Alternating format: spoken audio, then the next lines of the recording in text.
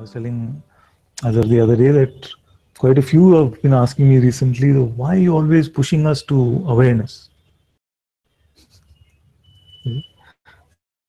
And contemplating to maybe sometimes just to say because it is the truth is not enough. Because the question, what's in it for me, can still be strong. That is why it is also important to point out that even in this realm, the best existence is for those who have come to this realization.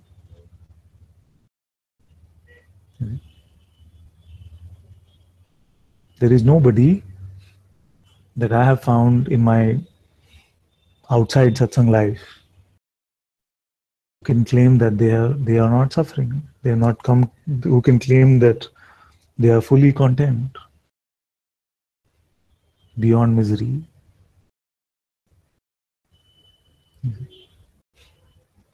And you ask any of them, they'll say, "I want money because then I'll be happy. I want this relationship because I'll be happy." It's like the old Zen story of these two farmers.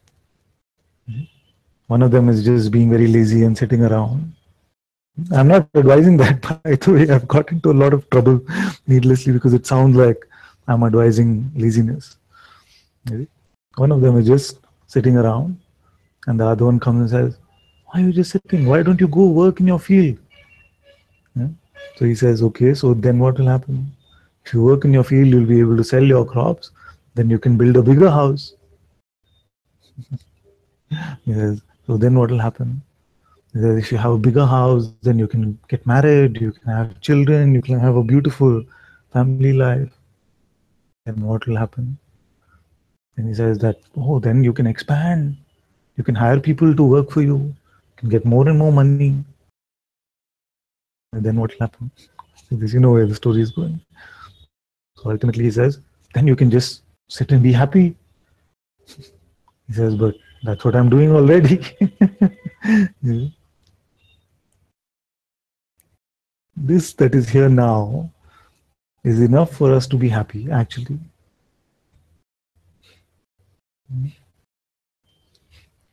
That is why that irrespective of, some have millions and billions of dollars and are extremely unhappy. Some have no money and are extremely unhappy. So it's not that it is either way. And some can have money and be happy, and some can have no money also and be happy. Some can have no relationship or terrible relationship and be happy. Some can have the best relationships and be unhappy.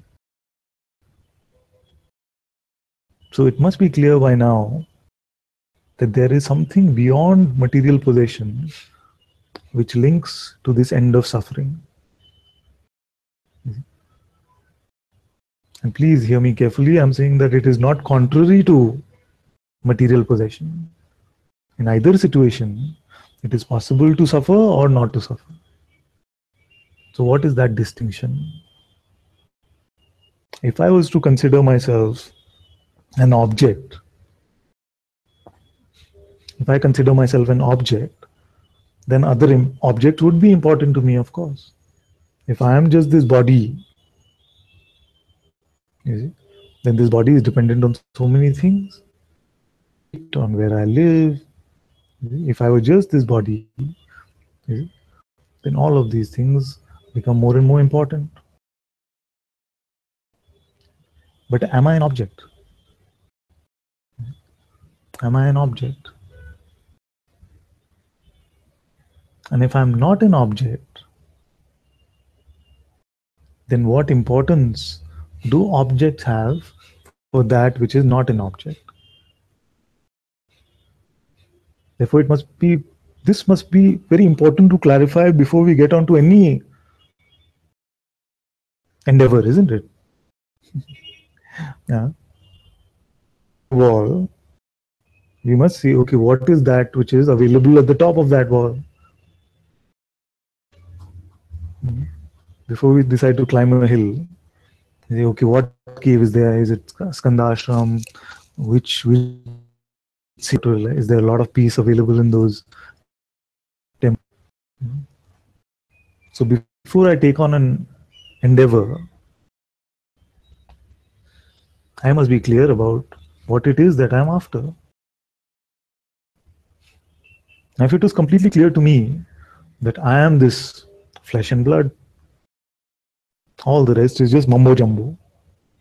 All is just mumbo jumbo, brainwashing, just talking.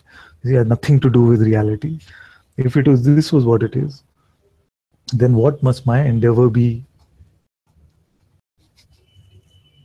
Yeah? If I were just this, can we contemplate this on the other side for a minute? What should I be doing? Yeah? Pleasure and pain. For the body, one thing is inevitable, or death of this body. So first, I must, if I'm enjoying the existence of the body, I must try and see how I can get out of this. How can I prolong it? Because otherwise, how does it matter? Now, if you try that and we find that actually there's no way out of it, then the other thing must be that how can I enjoy every single second of the body which is available here?